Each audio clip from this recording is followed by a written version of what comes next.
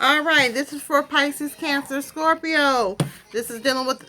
My name is Mama Moon. Today is dealing with the cards of the day. This is the Four of Pentacles. So either somebody's holding your money back or you're holding someone else's money back. Either or, you guys need to stop. It's not going to work during this retrograde.